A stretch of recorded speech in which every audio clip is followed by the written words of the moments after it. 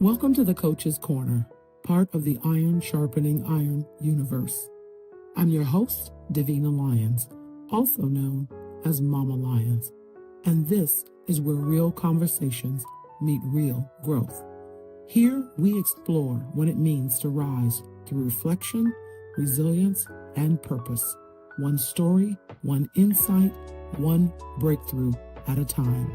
Whether you're a coach, a leader, or simply on your own personal development journey, this is your space to reflect, identify, stand, and emerge stronger than before. So grab your notebook, take a deep breath, and let's rise together, right here in the Coach's Corner.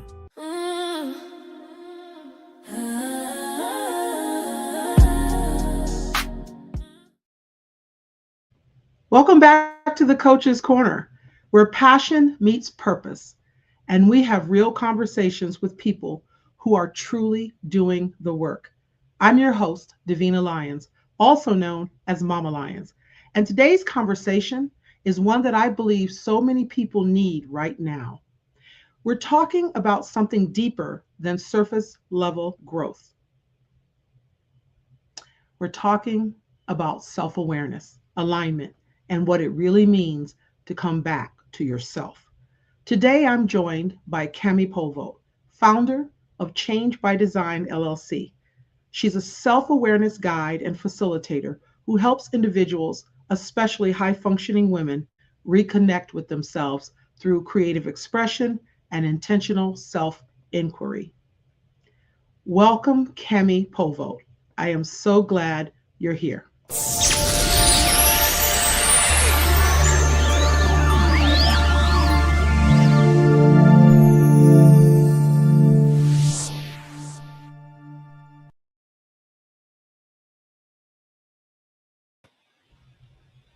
Hey, Kami, how are you?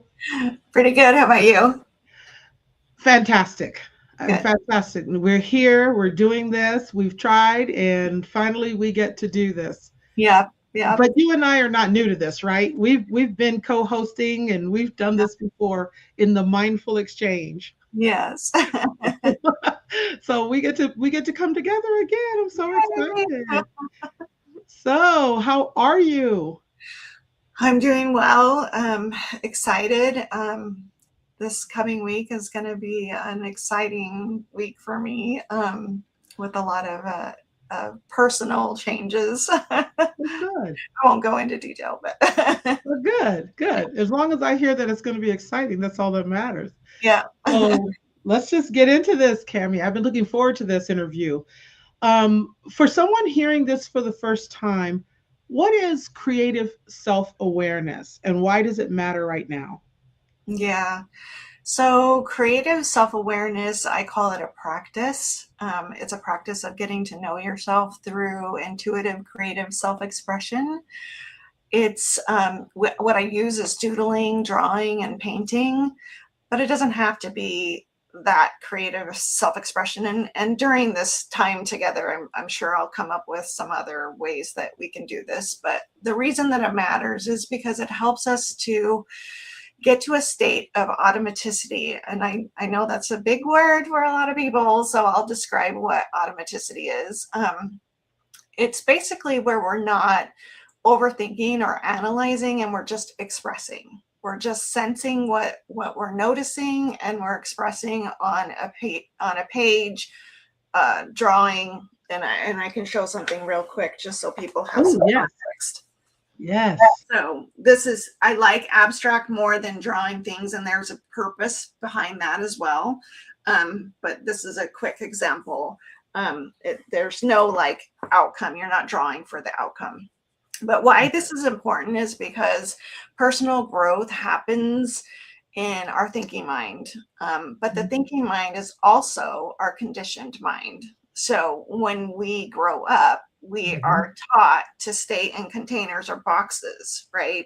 You know, you're too quiet, you're too loud, you're you're too shy, all those kind of labels get put on us. And so we learn to kind of stay within these boundaries that a lot of people observe of us and put on us. So while we understand ourselves very well at our conscious level, what happens when we do this just doodling is it enables us to surface our patterns and enables us to see how we recycle thoughts, which lead to same conclusions. So self-help doesn't quite work because we're still in the analytical thinking mind, and creative self-expression gives us a different entry point, if that makes sense. It helps us get to what's underneath all that thinking. And I like to call it stinking thinking. Yeah, the way you mean the way in which we've been programmed. What was that? The programming, right? Programming. Yes. The conditioned thinking. What tends to surface tends to be more honest. And most of us basically start forming these beliefs way before we even are consciously aware of them. And I think that's what is at the heart of this work. It's like, hey, from 5 years old, you were being framed and given narratives, and you didn't know any better because this is how we learn. That's really powerful, because I think a lot of people don't even realize what they're missing with this. They just feel it, but they're not really. What I think is great is that you're able to sort of unearth those things with people, and then that really helps them to live more authentically, to live freer, so to speak. So I remember when you first introduced it to me, when we'd be in a workshop or something, and I'd be like, I'm not creative, and you'd say, yes, you are. But I really, because of you and your practice, I started seeing myself as a creative for the first time in my whole life. And yes, I knew I had talents and abilities, but the word creative was not something that I really subscribed to, Yeah. So that's really cool. So you work with people who are high functioning on the outside, but feel disconnected on the inside. What does it actually look like in real life? What do you see when people are like that? Everybody's like this. So they're responsible, they're capable, they're showing up for their jobs, their families, all those kind of things. But internally, they're feeling like there's something else going on. There's this exhaustion, and it's kind of this low grade, like something doesn't feel right. A sense of going through the motions, call it autopilot. And life decision making, especially some of the harder ones, feel like they're heavier in a struggle. They're labored and less instinctual because we're loaded up with like, I don't know, what am I supposed to do? Because that's how we were taught, right? I should be doing this, but I really want to be doing this, right? And so we're looking to make sure that all of our decisions are at least analytical type people. Some people just shoot from the hip and they go for it, and that is a way. But I think a lot of us are looking to make sure that it's appropriate, and that the external world will be like, that makes sense. That's so you. And then they're like, that's me. Well, I kind of force myself into that box, and you think it's me, but I've been playing this role that I know it so well, and everybody sees it as my identity, and it's not really my identity. Yeah, absolutely. It's like wearing a mask and don't even realize you're wearing it. And it's but there's still this feeling inside, right? There's this something is off, but I can't quite name it feeling. And I'm sure there's a lot of people that go through that. There's a lot of people that will listen to this and experience that. I remember, my history of working in corporate for a number of years before I became a teacher. And I was taught and believed that you had to show up a certain way to be professional, and even if that was at the cost of your own ethnicity or your own way of being. And, you and I, we talk about this all the time. And it's like, I am free in who I am now and how I show up, my hair, my jewelry, whatever. But for so long, when you are put in that box of, I need to show up a certain way, and maybe that's for the sake of the brand you work for. Mhm. I Yeah. worked in banking and financial services for years, and I'm back in the days when, and this is going to date me, when pantyhose were required. Yeah. Oh, You know, thank God those are gone. living in Arizona, are you kidding me? I Pantyhose, really? But there were people who were sent home know. Uh-huh. for gaudy hairstyles. There Oh. were people who were sent home because they didn't have their pantyhose on. Things like that. That you're right. Those things really sort of embed in who you are, and you start to believe that that's what it's supposed to be for the sake of who you really are. Yeah. And that, working with you over the years, and working with people that got me to see how important it was to just be my authentic self, and to emerge happier. Well, that was a process. Yeah. So your practice to me is amazing because it helps people sort of unlock and slowly release through imagery, correct? Yeah. Yeah, Yeah. I love that. I love And that. it's imagery in the mind, but what happens is it's not like you're drawing a portraiture of your future self or a Right. different version of yourself. It's just to get to, it's neuroscience. It's just to get to the subconscious, who has a lot of information about what's been the narratives inside of ourselves, and what is the root of why we show up a certain way. Like for somebody, I'm trying to think of a good example. Somebody might here, I'll just use mine. I grew up in a family where everybody was quite intelligent, and I was not that intelligent. I didn't get straight A's. My brother and sister got straight A's, and my mother was very she was an avid reader of all kinds of things, and then my dad was a product engineer. So I thought, I don't even fit into this family. Are you sure I'm not adopted? Right? I actually thought that, even though I look exactly like my mom and dad. Yeah. I really had a period where I'm like, I must be adopted because I'm just not wired the same as everyone else in this family. And I thought I wasn't smart. And I Really? put myself in that box for a really long time. And yeah, so it eventually dissipated, but it still rears its ugly head sometimes in very interesting ways, mostly when people start to talk about topics that I don't care about. So Right. like, yeah, I don't want to talk about that. Let's move Yeah. on. Yeah. Right. But the key words there is you don't want to talk about them. That's just not an interest of yours. I'm Yeah, the same way. yeah. Yeah. But others are taught to, we, a society, are taught in our education, if you don't know the 52 states, if you don't know the elements, right, the periodic tables, all that stuff, if you don't know those things, you're dumb. And I'm like, no, I'm not. I Right. just don't care about that Right. stuff. Right. And Uh, as a middle school teacher, I see a lot of kids that don't care about it real time. So I know exactly what you mean. yeah. But when you bring up something and you're teaching, like right now, I'm teaching Civil War, Mhm. they light up. They're so interested in that period of history. They can make so many connections. But you're right, the periodic table, heck, I don't know the periodic table. Yeah. There's a lot of things I don't know. I just don't care to think about it. Yeah. And I'm definitely, one of those that avoids math, but that's another story. But those are, so our way of being is systemic conditioning, right?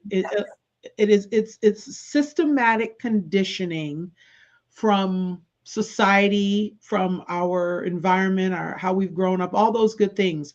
So how does that shape people's identity without them even realizing it? Can you talk about that for a little bit? Yeah, they're invisible scripts. Mhm. It's so pervasive. It teaches us what's acceptable, what's valuable, what success looks like or doesn't look like, which we talked about just a minute ago. Like, you're not smart if you don't know these things, right? So you're constantly being assessed and graded in the society.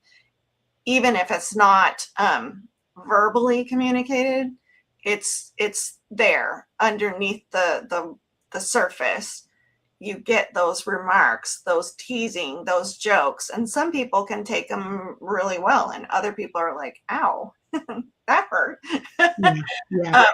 The popular example is like the American dream. I think this is a good narrative that everybody kind of understands quickly, that we were taught we need to be married by like 20 something, have a white picket fence, a house with a white picket fence, and 2.5 children and a pet. Right? And that was like the narrative, that everybody's golden dream, you need to do this. And there's a lot of people who are like, no, thank you. But they get pigeonholed into, how come you're not married yet?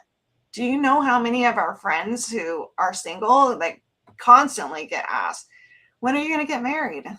Like it's a requirement, right? When are you going to give me grandbabies? It's not a requirement. That's a great example. Yeah, the American dream is probably one of the biggest systemic it's the most programming. Yeah, it's very popular. Now, and I wonder though, in all honesty, because I'm a boomer, I wonder if that's more for my generation and that one right after. But like these kids now, I don't think they think about it at all. Yeah, they're doing a lot better. I think what's happening, at least nowadays, with social media, is the upside is that people are being more vocal about what they think, right? I want to be different. I want to share what I think is different. And then there's the people who are susceptible to being conditioned by social media. And what is really the tricky part is that it feels like our truth because we've been patterned into it over and over and over and over. Oh, I should like this, but I like chocolate ice cream and I just do. Do I? Right. Do I? I haven't tried a lot of different flavors, right? So is that really what I like? Right. And so there's a lot of that kind of stuff. And I know that's just a very minor attribute. But when it comes to, am I shy? No, I used to be shy, and shy was fear. Yeah. I was afraid. I wasn't really shy. I was afraid of, I don't know anybody. What's it going to be like? And now I don't ever tell people, well, I'm shy. They might see me as shy because I'm quiet, but I'm not shy. I'm able to talk to anybody at any point in time, and it's not a problem for me. I don't shy away from things. So I think that's what's really interesting about this creative self-expression is we get to the truth of things and we see where we're playing parts in our lives, like in different roles that we have, what preferences we have, what standards we're aiming for, and what are our true goals versus what are ones that have been applied to us. Jobs, a lot of us have jobs and careers that we never even picked for ourselves. Oh my goodness, that is so true. That is so true. And an example of how, like, when I think about my first 20, 30 years of my career before becoming an educator, I was a cubicle rat. I say that all the time. I lived in, and I say rat because rats are in mazes and cubicles are like mazes to me. Yeah. So it's sort of my symbolic way of referencing it. But I was so happy when I was young just to have a job that I thought was probably had more, what I want to say, more credibility, or it showed me as being smart working in an office young in my early 20s, as opposed to working, and this is no shade on anyone who is in McDonald's or Taco Bell or whatever, but I didn't go that route. I started out at 16 working in a photography studio and working in an environment where I became a receptionist so I had these jobs young. So for me to move into corporate America in my early 20s was easy. And then to move into leadership very early as well, because I just happened to be pretty good at it. And so for me, it was like, I'm in the right place, I think, but it was for the wrong reasons because there were high expectations from my mother that I be, you know, a lawyer or something even bigger. And I spent all this time, and I came from a family of educators, but I spent all this time running from education. But in essence, I still ended up there because once I started to see what was within me and what lit me up, then I realized teaching, coaching, guiding, leading, those are the things that I enjoy. Yeah. But how many years? I entered the classroom at 49 years old. I turned 50 my first year teaching. For a lot of people, that's like, really? Yeah. Because I finally realized, to your point, I finally realized what lit me up, what I really wanted to do. And I used to say, and I think people will have these little hints, and we talked about that a little bit earlier, you know, you'll have these inklings like, I knew that I wanted to do something that made a difference. I used to say that all the time. There's got to be a better career. There's got to be something different. And at that point, I wasn't thinking about teaching. It was just whatever I'm doing, it needs to It's be not something. fulfilling. Yeah, Yeah. right. I wasn't feeling fulfilled. So for people listening, you know, think about that. Think about with what you wake up and go to every day and do, does it fulfill you? Do you feel like you're making a difference?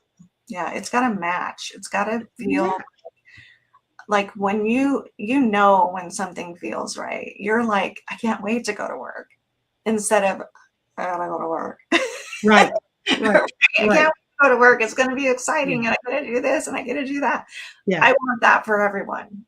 I want Right. I want everyone to feel like I get to work, play, and be the person I always wanted to be because Exactly. it feels right. Right? Yes.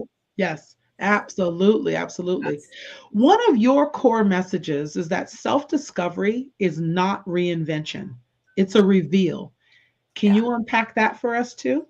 Yeah, so it makes sense to, if we take it back to the top of the call, we were talking about, why do I do this? And it's to get to what we really are, right? And we're already fully designed, fully formed, even from birth. It's my belief. So I'll just say that. It's my Okay. belief that each person has a path, a purpose in life, and it's for Mhm. them to sort out what that is, right? So I always knew mine, and I allowed people to steer me otherwise because I thought they knew better. Hence this back to the smart thing. Right. I follow what the smart people tell me to do because I'm not smart. And that was my narrative. I'm not smart for a really long time. Now it's not that. But the core message behind the self-discovery not being reinvention is because you are fully formed. You do have really a set of tool sets and talents and skills that come natural to you. Doesn't mean you can't veer and try something else, but Mhm. it's interesting that it's subtly when people say the narrative for self-help is we're trying to become somebody better, and I Mhm. like that because it subtly says who I am right now isn't enough. And that's the Wow. problem that I'm constantly helping people dig their way out of, is the not enough stuff, right? The inner critic, the stinking thinking of I'm not Right. enough, right? Right. But you are inherently enough. You're inherently worthy. The minute you're born, the minute you're conceived, you're worthy. Yes. And the world is your oyster. But we Right. are not taught that. Most of us are not taught that. We are taught to conform. And if you go K through 12, and no dig on education, because Right. it's naturally, it makes sense. Education totally makes sense. But the way that they do it is pass, fail, right, wrong, black, white. you got to fit into these things. You got to pass this number of tests, or I can't move you to the next grade. So it's all these containers of conditioning, and never what lights you up. We never had conversations like that in school. What are you excited about? What really would you like this project to be about? I would like a school and an education that's like that. Like what really interests you? What do you want to learn? And then they dictate the path that they get excited about. Yeah, and even though I am a part of that public school system, I still, because I have this knowledge, I do talk to my kids that way. And Cool. because I talk to them that way, I think that endears them to me even more. Yeah. Like they want to be around me because they want to have those types of messages. And that's only because I have this knowledge. But the average teacher is just concerned with the reading, writing, arithmetic, and check the box of let's teach the lessons because that's what you're hired to do. Yes. But at the same time, it's such a fine, because there is a bigger system talking about systemic. There's a bigger system that says this is the way you educate young people, and this is the expectations. Unless your family puts you in a private school or a different type of setup, homeschool or micro school or whatever, then there is a system that we have to follow. And for some kiddos, they don't always feel like they fit in that system. And I understand that, and I'm compassionate about that. So I try my best to bridge that gap, and I have those conversations. But I always say that I am not in any way overriding whatever your parents' messaging is. That is not for me to interfere with or override. But I do want you to just be happy in life and think about what would make you happy, and what are your talents and your abilities. And that's a conversation I wish every parent had, and then supported it, because it's okay to have the conversation, but you need to back it up. And I failed on that with my own son. As if I could go back and redo something. There's a lot of that. I want to actually talk a little bit more about this, like the conditioning. Yeah. We're layered. I don't know if you remember Shrek. Yeah. What's his name? The donkey. Shrek describes himself, I'm like an onion, I'm layered. Yeah. Yeah. and I can't remember. Oh, Eddie Murphy. Eddie Murphy plays the donkey. He has this little clip where he says, "You're so full of layers, onion boy." And I just love that line. But it's true. We're all layered. We're layered with expectations. We're layered with roles, coping strategies, identities. And I love to talk about identities, because a lot of women, especially, and I do think men, but because I'm a woman, I identify better and easier with women's roles. But the caregiver, the nurturer, the chef, if you work outside of the home, you've got your role outside of the home. If all the different types of roles that we have is really interesting, and building up our layers. It's not that we're not caregiving, it's that sometimes it usurps our entire identity. And we're like, I didn't want to be a nurse. I ended up being a nurse because I was told I needed to caregive, and my mother was a nurse, and her mother before that was a nurse, and it's just kind of a lineage, and the person's going, I really don't want to be a nurse. Yeah. So I think that it's important to understand that it's not a reinvention. It's not putting the stuff on you and like a uniform and saying, this is now you. It's for you to discern. It's for you. And this goes back to the education piece. I have this fantasy that education teaches more attunement, where they sit the child down and say, so we learned this, what do you feel about it? And so that they keep tuning into the feelings and what's genuine to them. and not dismissing whatever comes up for them, not dismissing it and putting it into a, well, you should think about it this way. And right then and there, the word should, it's like, who said you have to think about it that way? Let the child, the student, be the divergent, incredibly imaginative thinker that they are, because it's going to serve not only them better, but our society better, because Absolutely. now we're given permission on a regular basis to innovate and to be imaginative about solving a lot of our world problems. Right now, we get conditioned for how many years to no, this is how you do the thing. And so it's hard to stop. What happens to people is they're like, I want to be innovative. I want to create something that's different than what we were taught. But every time I try to go there, something in the brain says, I can't go there because this philosophy or this study says that it doesn't work that way. Right. And they stop themselves from actually experimenting on how that might be wrong. Right. That is so true.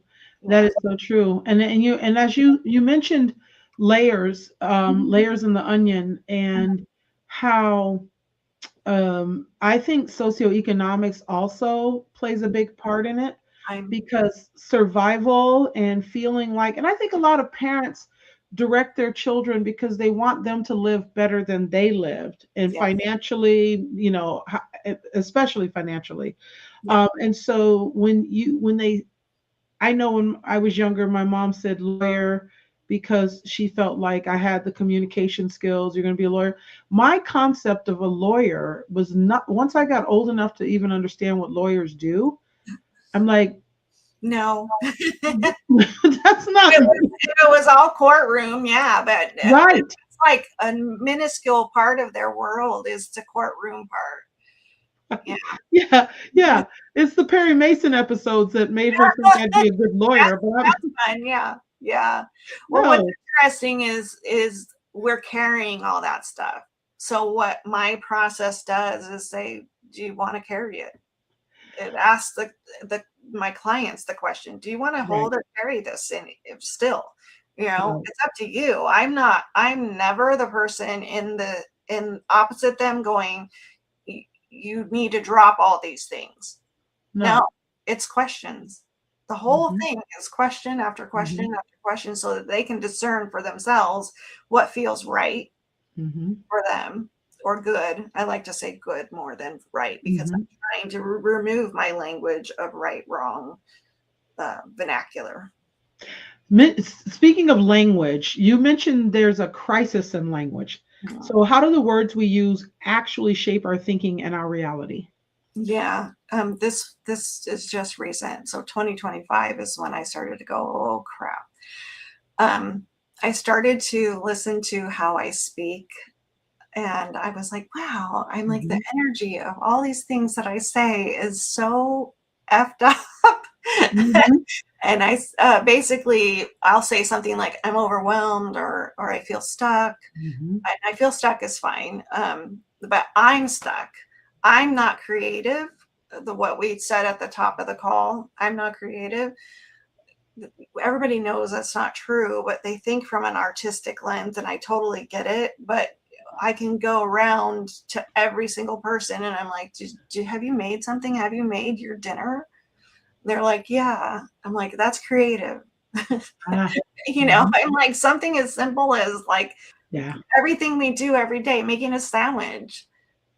Anything you make, create, plan, all that is creative. So, but anyway, our brain, it starts to organize around those things, those words, like I'm overwhelmed, and so it's kind of like we sink into it, like I'm overwhelmed, right? And you see people's body language, and they're like, I'm so overwhelmed, I'm exhausted. And, I'm not saying that it's not true, but if you shift the narrative and shift your language, I'm noticing I'm exhausted.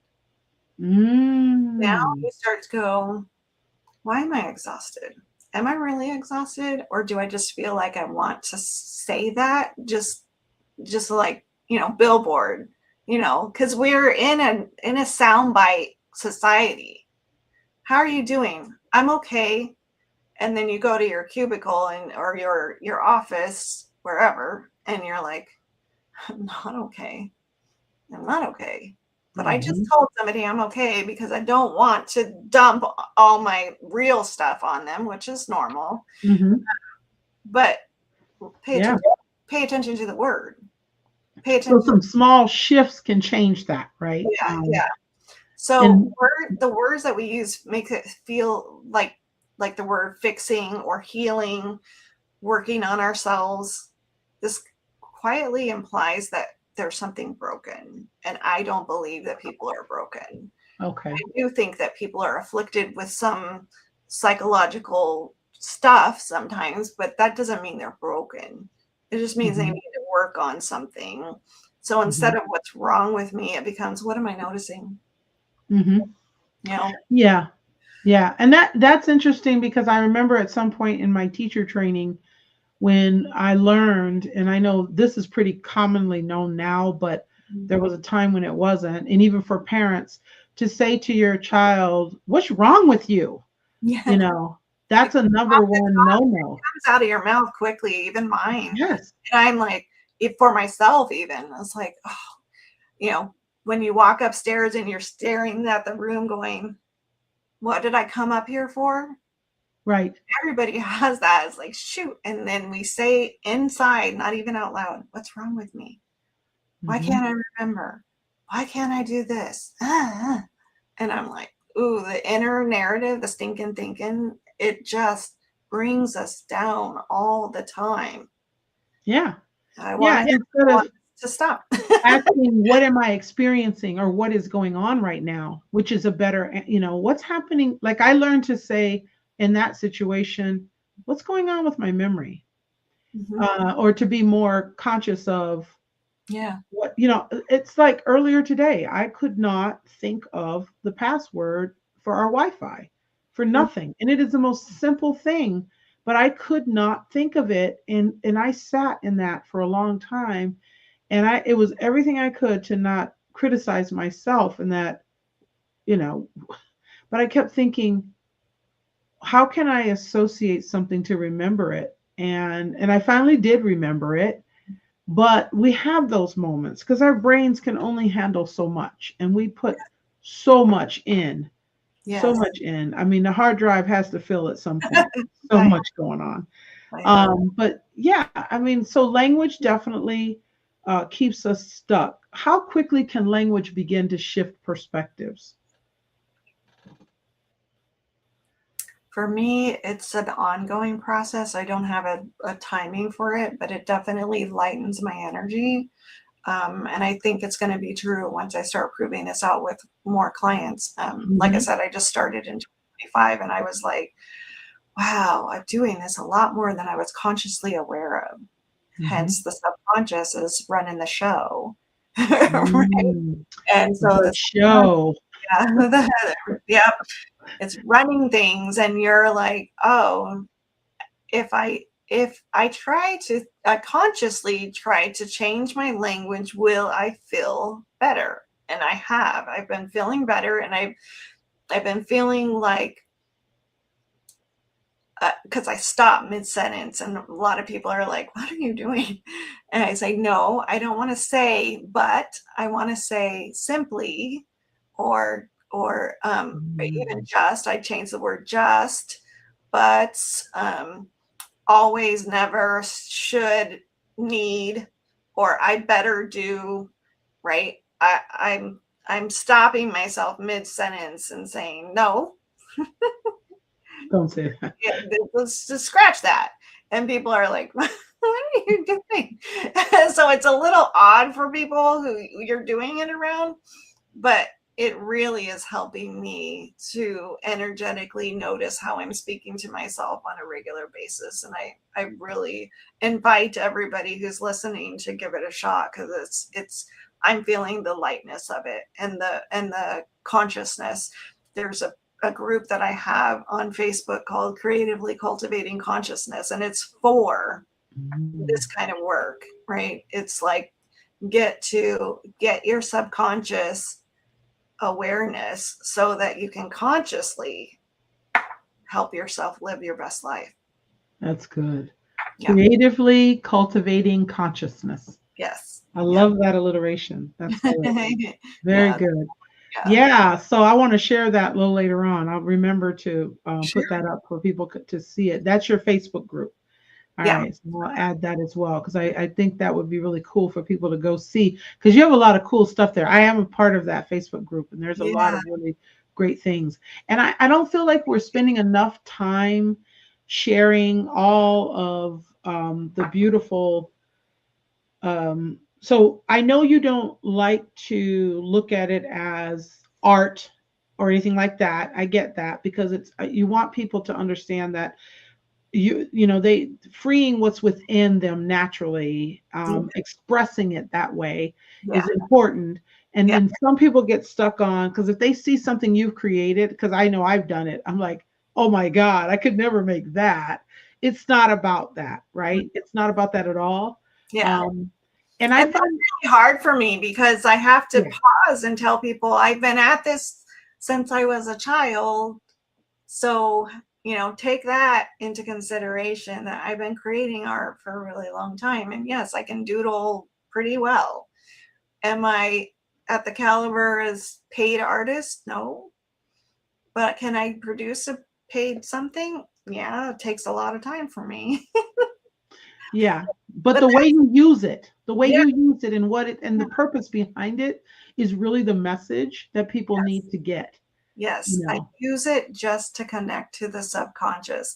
We're not drawing objects. That's why I use abstract. Some people who are in my community can draw faces and doodles that they've drawn automatically. So back to that automaticity, they don't need to think, they can close their eyes and draw that thing, right? They don't need to think about the drawing. But as soon as you're like, oh, I want to draw this big, beautiful flower or, something, your mind's concentrating on, I need the shape to be just like this and not what I asked you to think about, which is what's upsetting you right now.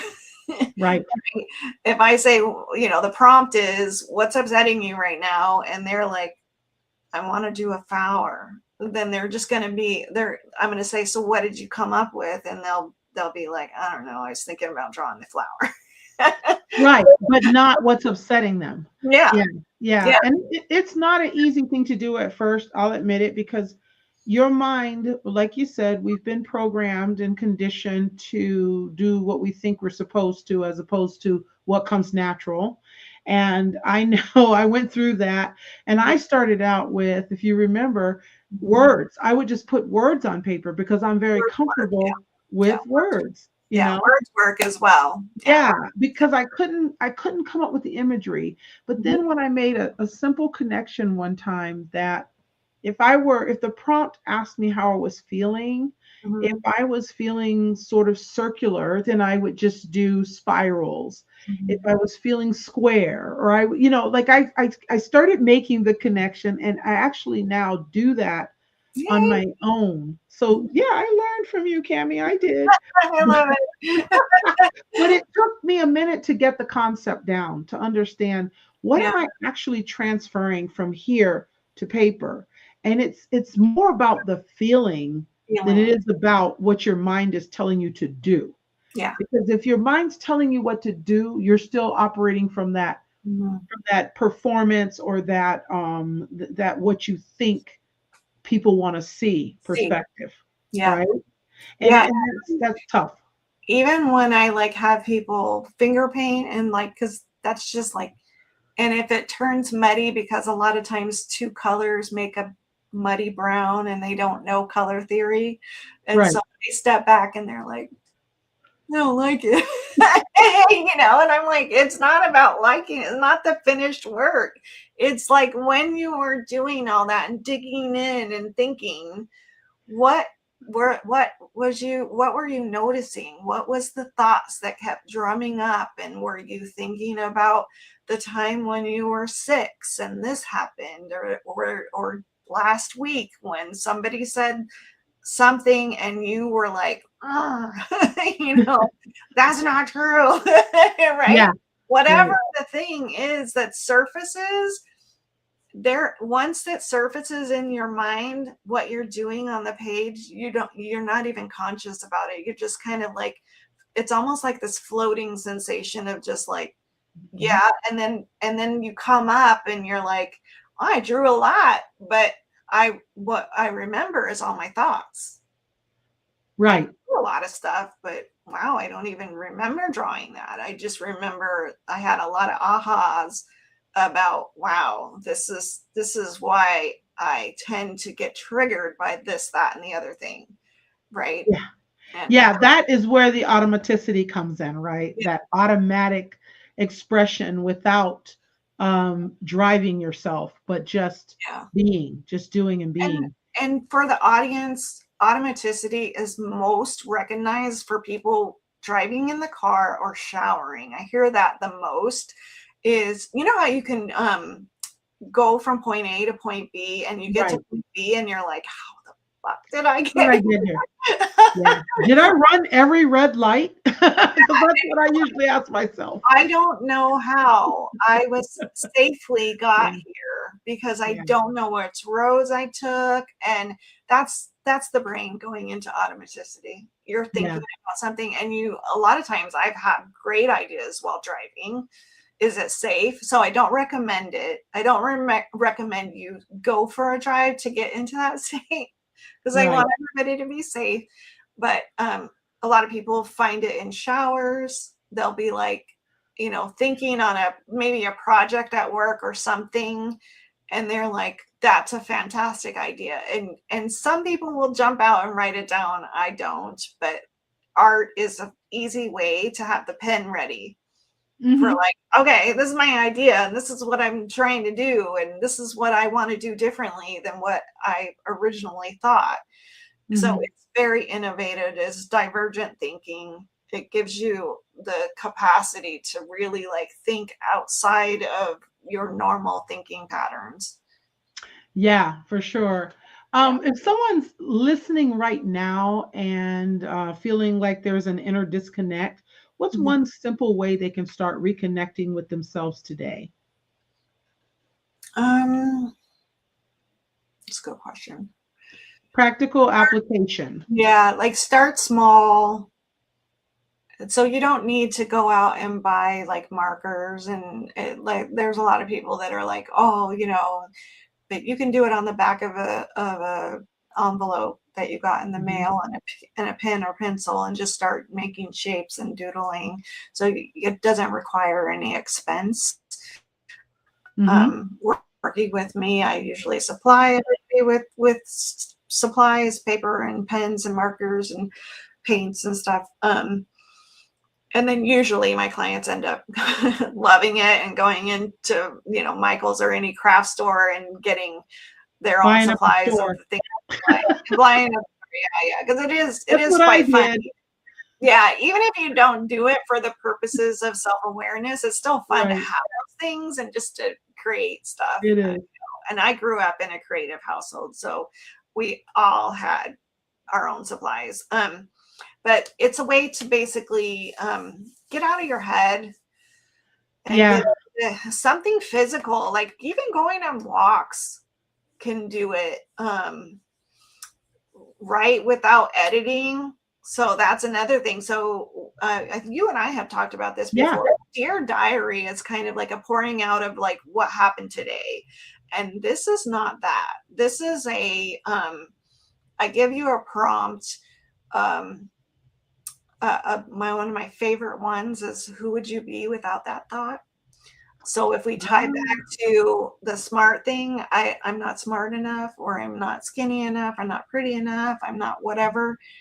Who would you be if that thought didn't exist? that's Is powerful. that then they're like, oh, I would take way more opportunities. I would do this, I would do that. And it's like That's the sweet. world opens up for them and they're like, I had no idea how much this thought was holding me back. It holds, Mhm. not smart, held me back from applying for jobs, um, taking opportunities that I thought I was not quite qualified for, like projects. Mhm. And, you Mhm. know, literally people out in the world, they want somebody to say, I'm going to give it a shot. This is what I do know.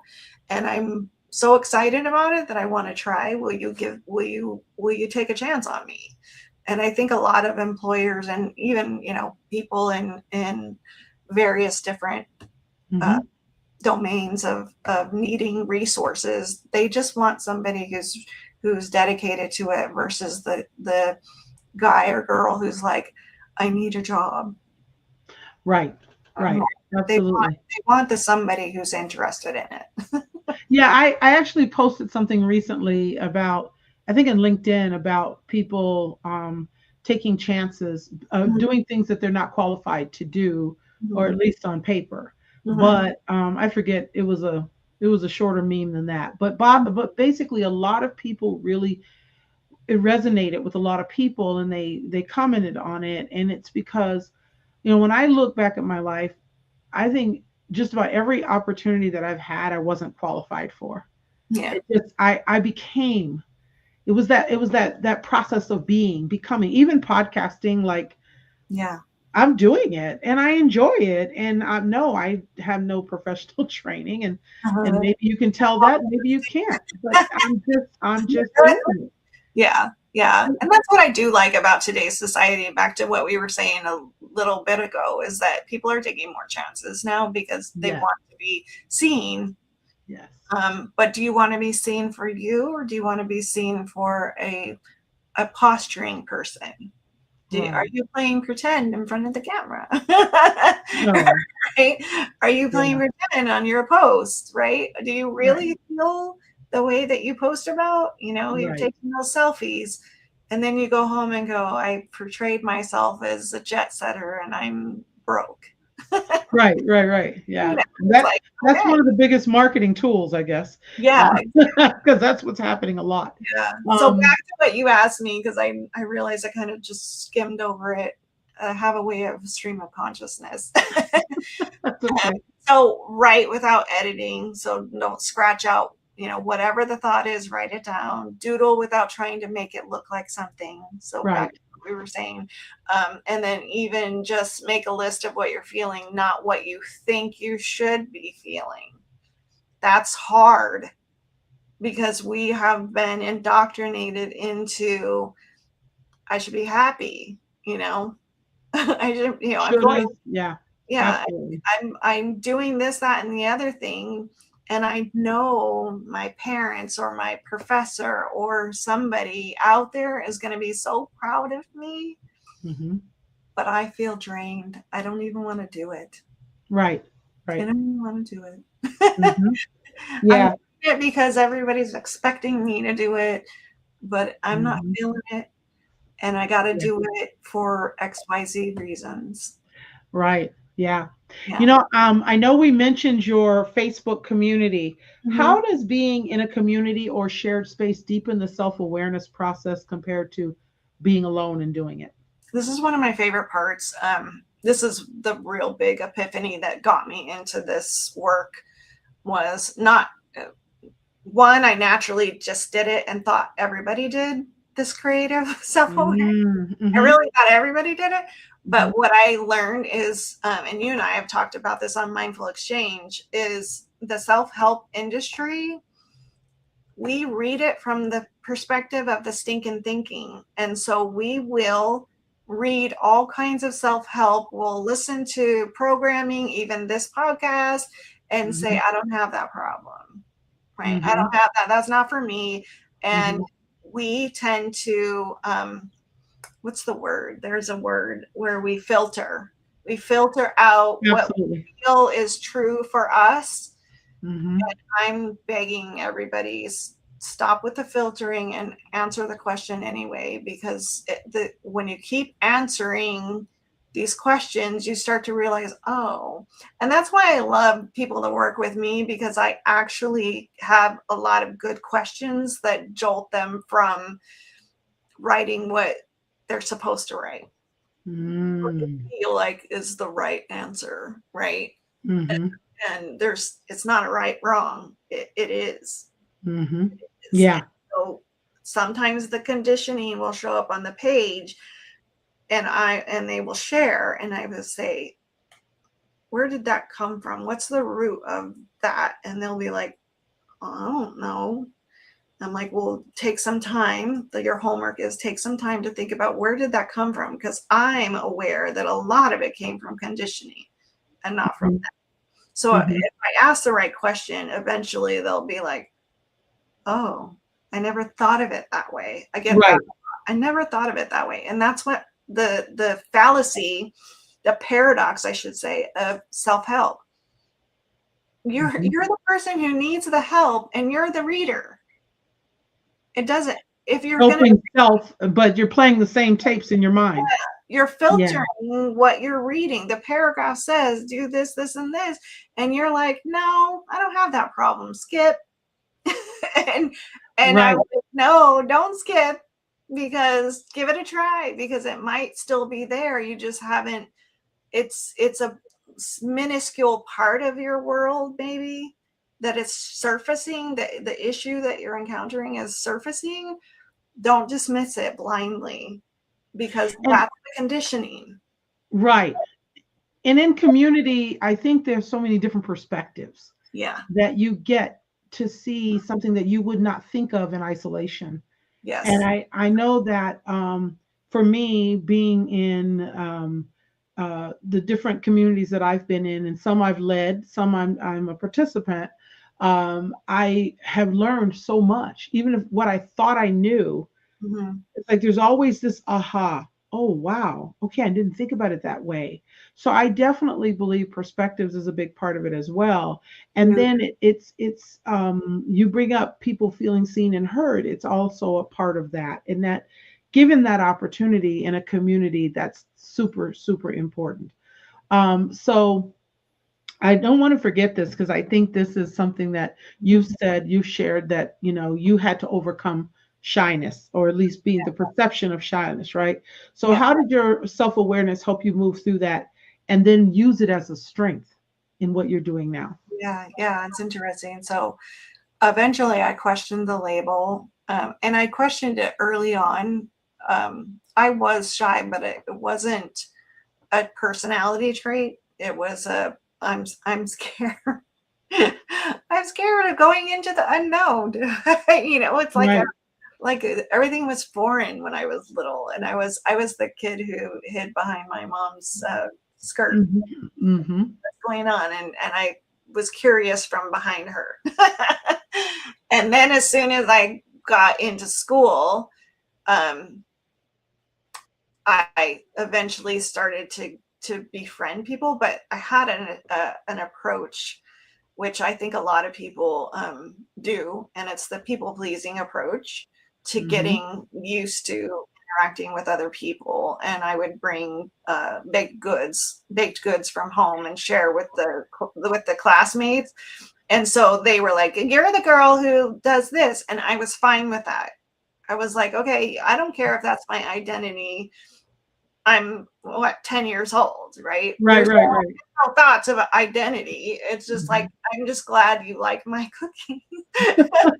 I'm glad you're talking to me. I'm glad you know me as something, other than my name and I sit 2 seats away from you. I wanted the people connection. I wanted to be connected with people and to have friends.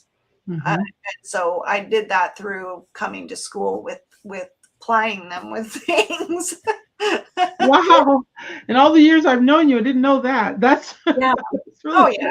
I was a maker of all kinds of stuff. My creativity, like my mom, she worked in craft stores my whole childhood. And so we always, like, all the projects, adult coloring books, I did those when I was 10. Oh, wow. So I'm like sitting there going, why is this a thing? You know, Uh-huh. been there, done that. Not being snobby, but it was just kind of like, You'd already done it. Yeah. I've been doing this for a really long time, and now Yeah. it blew up. Yeah. I think Yeah. in the 2000, no, the 90s was it? I think it was the Yeah.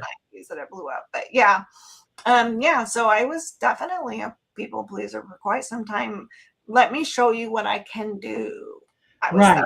I was that girl. You were that girl, and you gained your attention in that way. Yeah, Yeah. attention that way, and it wasn't for attention, it was for soothing my anxiety over I want them to see me, I want them to know me, and I want to know them.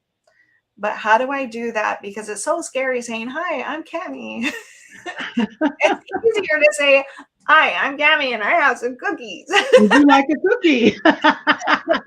You know, it was easier for me to do it that way and, you know, give Yeah. with something. And then over time, the gifting went away. I think I stopped in junior high, I stopped making things because it was harder. But yeah, but I was in my locker at junior high. I used to always have stuff, and people would come in droves. What do you have this week? Well, you know what's interesting? I see a parallel a little bit with that and how Yeah. when I met you, I think you shifted from giving things to giving information, for Yeah. being helpful, Yes. for showing up and advocating. Because I remember when we first met in a women's group, you were advocating for me to get a client, Yeah. someone that you thought would be a good fit for me. So Yeah. I think, and I just had this epiphany, Kami, that that's just how you transformed, but that's Mhm. still your gift in Yeah. showing up with something to Yeah. help someone else. I don't like selling, but Right, I don't mind selling somebody on something else, some right, inanimate object or even a person. Like right. selling myself, I got it. I got it. I I got do it. not like that at all. I got it. I cannot believe we have hit an hour. This conversation, this is like the old days in the coffee shop. I know. I can't believe this, but I have one more question that I think is really important to our listeners. Mhm. And then I'll put some information on the screen as well. And I don't want you to go away. But if someone truly begins to live with intention and self awareness, Mhm. what changes can they expect to see over time? The biggest thing is clarity. Okay. Things start to get quieter. Anxiousness slows down, right? It gets more palatable, if not go away entirely. They're able to make decisions with less internal conflict. Should I? Mhm. Should I? No, no. All that goes Mhm. away because you're not operating from shoulds anymore. Mm. Clients stop outsourcing their life path. So that's a big one. You know, I went into Mm. a career path that my dad thought it was better for me. I had a great career path. I loved it, but I Mhm. outsourced what I knew what I wanted coming out of high school, and I allowed my parents to tell me no. Right. I didn't battle them. You know, I didn't Mm. say how come or anything. I was like, okay, you know better. Yeah. I went through it and I loved my career. I have no bad or ill will towards that experience because I love experiences.